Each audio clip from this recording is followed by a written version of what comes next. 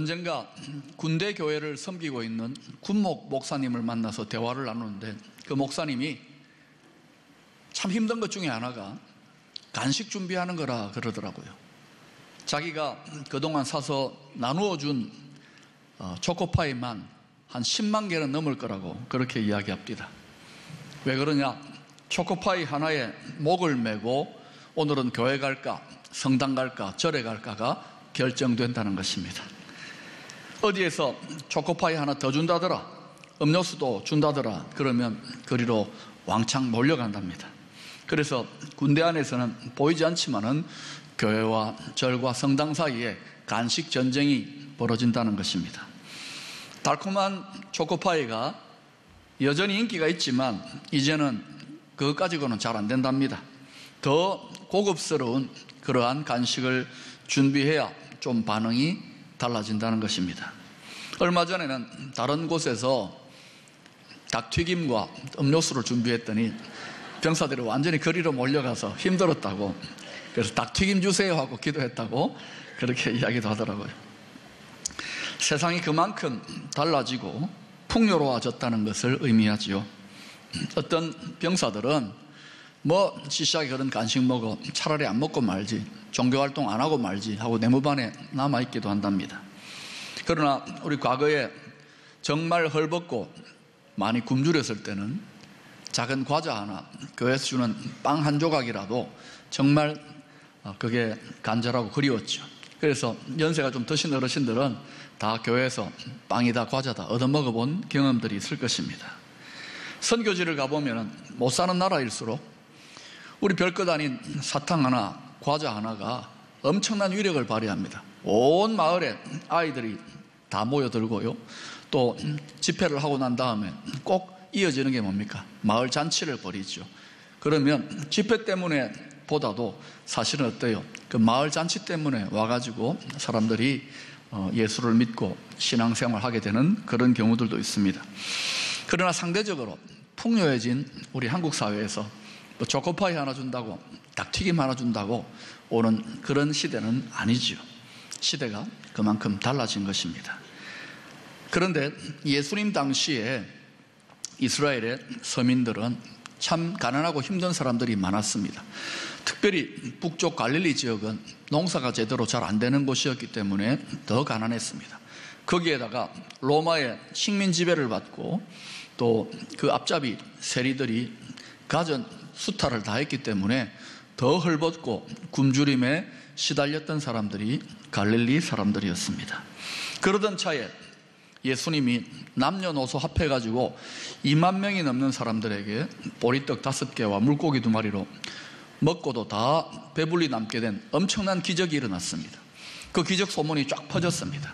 그래서 다 예수 만나려고 엄청난 반응이 일어난 것입니다. 그리고 그들은 억지로 예수님을 붙들어 가지고 왕을 삼으려고 했던 것입니다.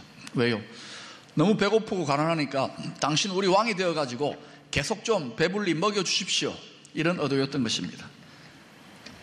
그들은 기적의 의미는 생각하지 않고 오직 먹는 일에만 관심을 가지고 예수님께 나아왔습니다.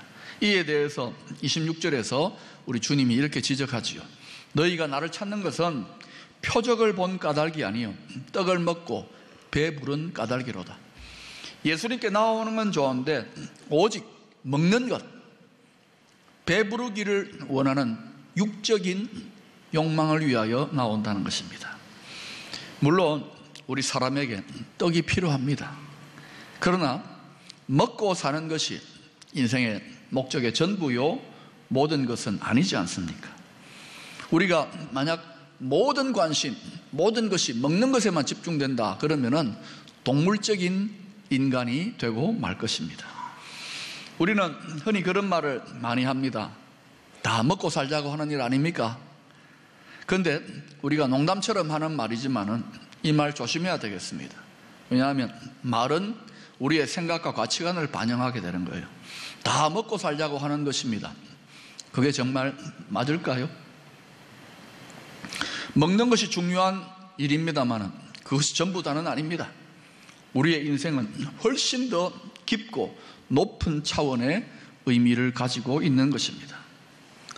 자칫 잘못하면 신앙생활조차도 먹고 살기 위한 도구로, 수단으로 전락할 위험이 있습니다. 그래서 겉으로 말은 안 하지만 이렇게 생각할 수 있습니다. 다 먹고 살기 위해서 믿는 거 아닙니까? 우리가 이런 생각을 경계해야 됩니다. 만약 이러한 목적, 이 세상의 것들에만 집중된 그러한 목적이 우리 신앙의 근본 동력이라 그러면 그런 신앙은 얼마 못 가서 생명력이 약화됩니다. 그리고 분명히 혼돈과 실망감에 빠지고 말 것입니다. 여러분 중에 예수를 믿고 믿음의 여정을 걸어가는 중에 혹시 혼돈과 실망감에 빠진 분들이 있습니까? 혹시 생명력이 점점 약화되는 그런 분들이 있습니까? 여러분의 신앙의 목표와 목적이 어디에 초점이 주로 갖추어져 있는지, 이 세상에 속한 것들, 우리 육체를 만족해 하는 것에 있는지, 아니면은 다른 더 높고도 고상한 신앙의 목표에 초점이 두어져 있는지를 점검해 보아야 할 것입니다. 애굽의 노예 생활에서 탈출해 가지고 광야로 들어서게 된 하나님의 백성들이 계속해서 불평불만했던 가장 보편적인 주제가 뭐였느냐? 먹고 마시는 문제였습니다. 그들은 애굽에서 노예 생활할 때 먹었던 음식을 그리워했습니다. 어느 정도로 그리워했느냐면 출애굽기에 그때 먹었던 음식의 목록들이 쭉 소개가 되고 있습니다. 고기, 떡, 생선, 오이, 참외, 부추, 파, 마늘, 그런 것들이 쭉 나열됩니다. 침을 꽁깍꽁깍 삼키면서 그때 노예로 지났지만 그때 먹었던 음식들이 그리워집니다. 차라리 노예로 있을 그때가 더 좋았습니다. 혹시 여러분 중에 예수를 믿고 하나님의 백성이 되었는데 과거에 술집에서 먹던 삼겹살과 소주 한 잔이 더 그리운 분은 없습니까? 맥주가 그리운 분은 없습니까? 또 이런저런 세상 친구들과 어울리던 즐거움과 재미, 그런 것들이 더 그리운 분은 없습니까? 노예에서 해방된 감격, 하나님과 동행하는 그 신비와 기쁨, 아침마다 만나를 먹는 감사, 가나안 땅에 대한 소망, 뭐 이런 것들이 애굽에서 먹었던 떡에 완전히 다 묻혀버리고 마는 것입니다. 우리 믿는 자들에게는 어떻습니까? 주님과의 교제의 기쁨, 예배의 감격, 신앙생활의 즐거움, 천국의 소망, 주님을 향한 열정, 이런 부분들이 먹고 마시는 이 세상의 것들에 대한 염려로 인해서 다 묻혀버리지는 않았는지요? 우리가 조심해야 되는 것입니다. 예수님이 행하신 오병이어의 기적은 마치 병사들에게 초코파이 나누어 주는 것처럼 하나의 복음의 접촉점의 의미가 있는 것입니다. 그 떡을 많이 먹고 고기를 많이 먹는 그게 목적이 아니죠. 그런데 이스라엘 백성들은 오직 먹는 것, 그 떡을 계속 구하는 일에 몰두했습니다. 주님께 계속해서 떡 달라고, 배불리 먹여달라고 계속 따라다니며 요청합니다. 그러나 우리 주님은 그들의 요청에 응답하지 않았습니다. 기적을 계속해서 떡 먹는 기적을 계속 베풀지 않았습니다. 왜 그렇게 하시는 것일까요? 만약 주님이 계속해서 떡을 나누어주는 기적을 행하셨다면 그들은 주님을 배불리 먹여주는 사람 정도로 그렇게 믿었을 것입니다. 믿음이 왜곡되고 믿음이 변질되고 마는 것입니다. 그래서 주님은 그렇게 떡 나누어주는 기적을 더 이상 행하지 않습니다. 대신에 주님은 자신이 하늘에서 내려온 신령한 생명 양식, 영생을 주기 위한 양식, 영혼의 양식인 것을 말씀하고 있습니다. 51절에 이렇게 증거하고 있죠. 나는 하늘에서 내려온 살아있는 떡이니 사람이 이 떡을 먹으면 영생하리라. 내가 줄 떡은 곧 세상의 생명을 위한 내 살이디라 하시니라. 이 말씀은 예수님이 영혼의 생명, 영생을 위해서 십자가에서 살이 찢기우시고 피를 흘리게 될 것을 예언하고 있는 그런 말씀이라고 할 수 있습니다.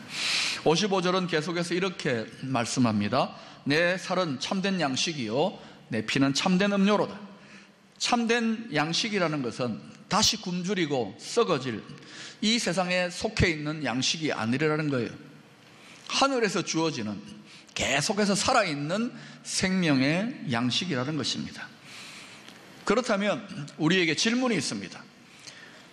생명의 양식이 되는 예수님, 머리로는 알겠는데 그것을 구체적으로 어떻게 먹고 어떻게 마실 수가 있습니까?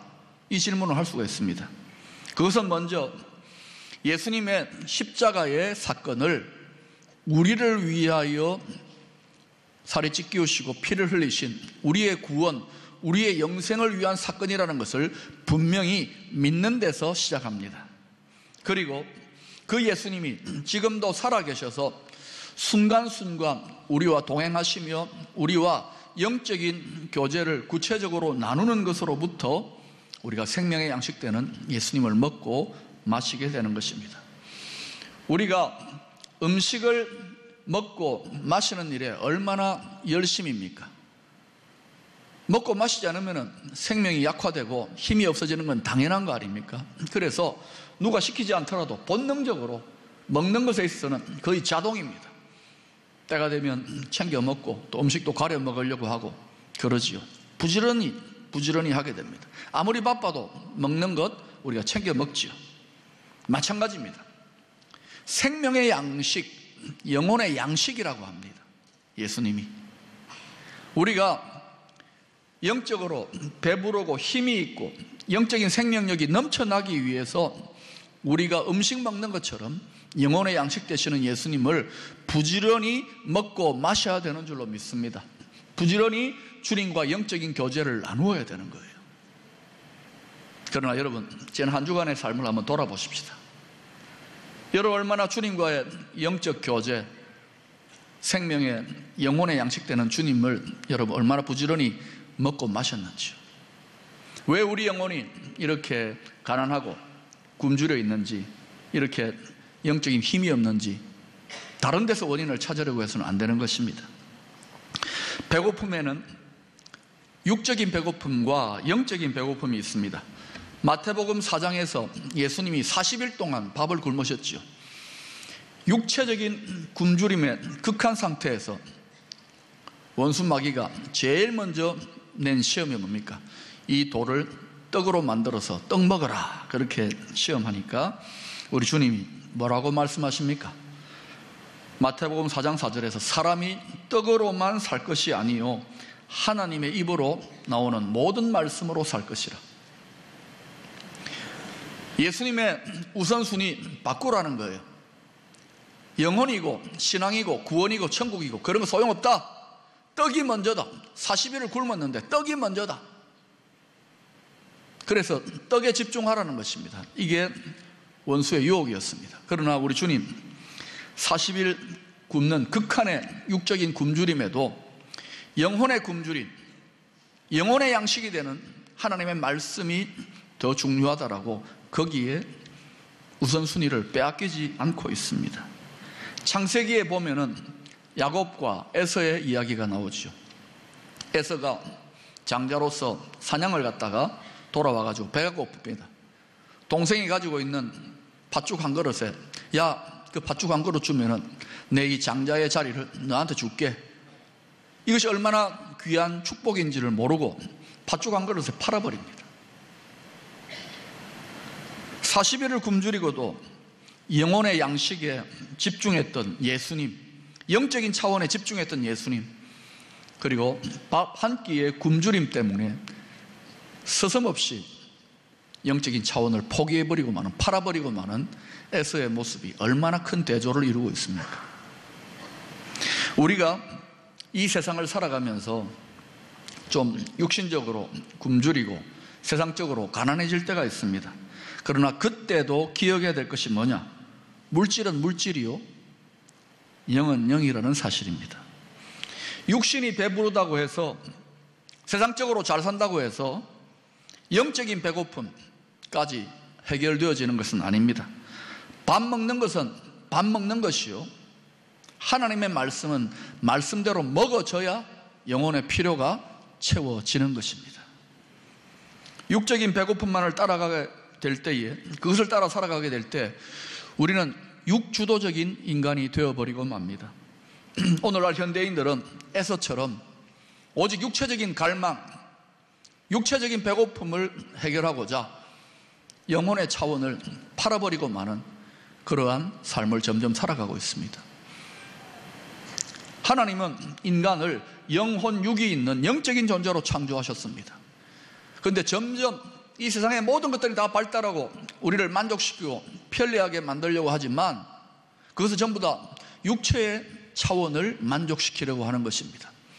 그래서 많은 문명이, 많은 기술이 경제적으로 향상되고 발전해 가지만은 우리는 더 곤고해지고 더 비천해지는 것입니다. 왜 그럴까요?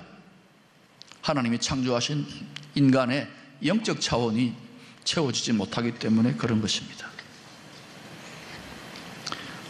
육체를 만족하게 하기 위해 이 세상은 모든 것들을 다 추구하려고 합니다. 음식, 요즘 얼마나 먹는 것이 풍족합니까? TV를 켜보면 온통 먹는 방송입니다. 돈, 뭐 강조하지 않아도 이 세상에 군림하고 있는 돈의 위력, 또 성적인 타락, 성적인 즐거움을 위해서라면 결혼의 제도, 하나님이 정하신 말씀의 법도 예사로 팽개쳐 버립니다. 권력, 이런 것들에 집착하면 잠깐은 만족할 수 있습니다. 그러나 바닷물을 마신 것처럼 더 심히 목마르고 더 심히 배고프게 되는 거예요. 이 모든 것을 철저하게 실험해 본 대표적인 인물이 한 사람이 있습니다.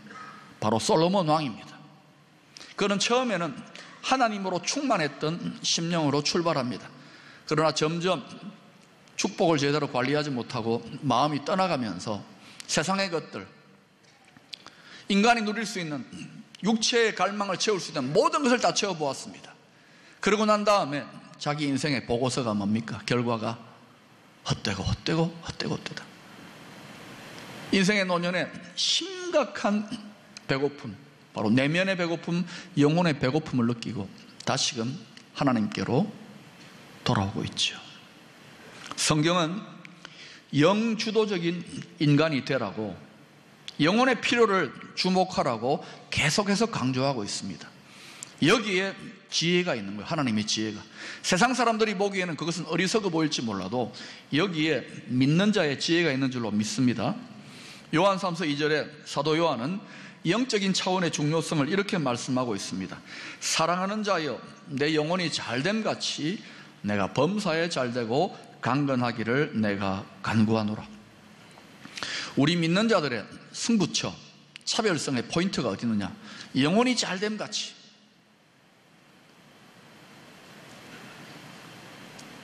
세상 사람들이 등한시 여기는 영역입니다. 영혼이 잘됨 같이, 영혼이 잘 되어지는 것이 하나님의 우선순위입니다. 이것이 채워지고 난 다음에 하나님은 그 축복의 원리를 따라 범사가 잘 되고 강건케 하시는 원리로 더하여 주시는 줄로 믿습니다. 너희는 먼저 그의 나라와 그의 의를 구하라. 하나님의 우선순위를 따르라. 그리하면 모든 것, 거기에는 먹는 것, 마시는 것 더해 주시는 것입니다. 그래서 우리가 기억해야 될 것은 영혼의 필요를 느낄 줄 아는 것, 영혼의 배고픔을 느끼는 것, 이것이 영적으로 건강한 깨어있는 감각의 소유자라는 것이고, 이것이 하나님의 축복으로 나아가게 되는 통로가 된다는 것입니다. 내 영혼이 비참한 상태에 있고 심히 굶주려 있는데도 느낄 줄 모른다. 그건 여러분 재앙이 되는 것입니다. 시편 107편 9절에 이런 약속이 나옵니다. 그가 사모하는 영혼에게 만족을 주시며 줄인 영혼에게 좋은 것으로 채워주심이로다. 먼저 배고픔, 영혼의 배고픔을 느낄 줄 아는 자에게 하나님 좋은 것으로 더해 주시는 줄로 믿습니다. 오늘 우리는 주님이 명령하신 성찬 예식에 참여하려고 합니다. 독일의 신학자 슐라이에르 마흐는 하나님께서 믿는 자들에게 주시는 세 가지 은혜의 도구가 있다고 합니다. 첫 번째는 성경 말씀입니다. 두 번째는 기도입니다. 그리고 세 번째가 바로 성만찬이라고 합니다. 성만찬 예전이라고 합니다. 그 정도로 중요한 위치를 차지하고 있다는 것이죠. 성찬은 단지 말씀을 듣고 깨달음으로 경험하는 은혜를 넘어서서 우리가 구체적으로 먹고 마시고 맛을 보고 만져지는, 보여지는 그러한 은혜라는 것이죠. 그래서 이것은 아주 구체적인 은혜의 통로가 되어지는 것입니다. 오늘 이제 우리가 참여하게 될 이 성찬을 통해서 우리 영혼의 생명의 양식이 되는 주님의 은혜가 부어짐으로 영적으로 배부름을 경험하게 되기를 축원합니다. 그러나 이 성찬에 참여하기에 앞서서 특별히 다음 세 가지를 한번 점검하고자 합니다. 첫 번째는 우리 영혼의 필요에 대한 영적인 배고픔이 우리에게 느껴지고 있는지를 한번 살펴보십시다. 왜냐? 굶주린 자가 간절히 찾게 됩니다. 밥 잘 안 먹는 아이 한 일주일 굶겨 놓아 보세요. 그럼 어때요? 뭘 줘도 먹게 되는 것처럼 시장이 반찬이라고 했습니다. 온통 우리의 관심이 육적인 것에만 가 있다면 신앙생활, 예배, 주님과의 교제가 어떻게 달콤하고 맛있고 풍성할 수가 있겠습니까? 영혼의 배고픔을 느낄 수 있기를 축원합니다. 그것이 출발점입니다. 라오디게아 교인들이 나는 풍족하다, 부유하다, 배부르다. 사실은 주님 보시기에는 영혼이 너무 비참하고 굶주려 있는 상태인데 느끼지 못했어요. 그게 재앙이 되는 것입니다. 영적으로 건강하고 하나님의 축복으로 나가는 지표가 배고픔을 느끼는 것입니다. 그래서 여러분, 먼저 이 주님의 성찬에 참여하기 전에 내가 영적으로 심히 배고픕니다. 내가 주님을 갈망합니다.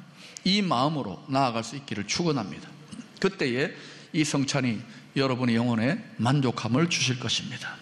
두 번째는 생명의 양식을 주님을 먹고 마신다는 것은 바로 영적인 교제를 의미한다고 했지요.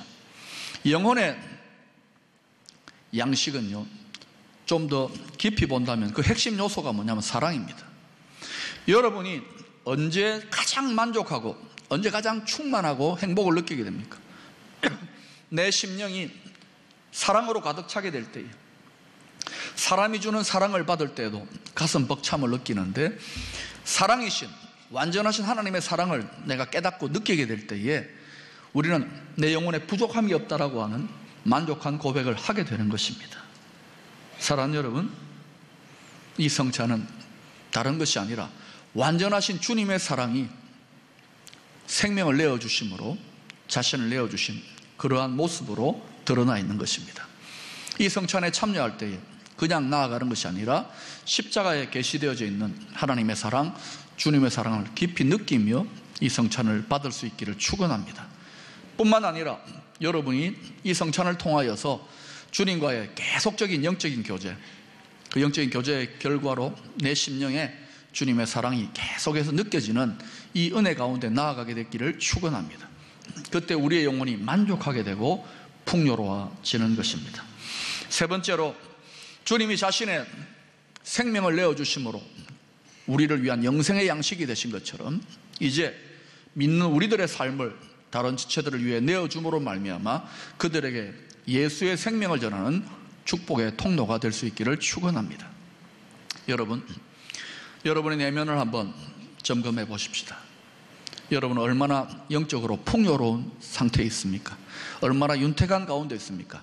믿음에 얼마나 부유한 가운데 있는지요.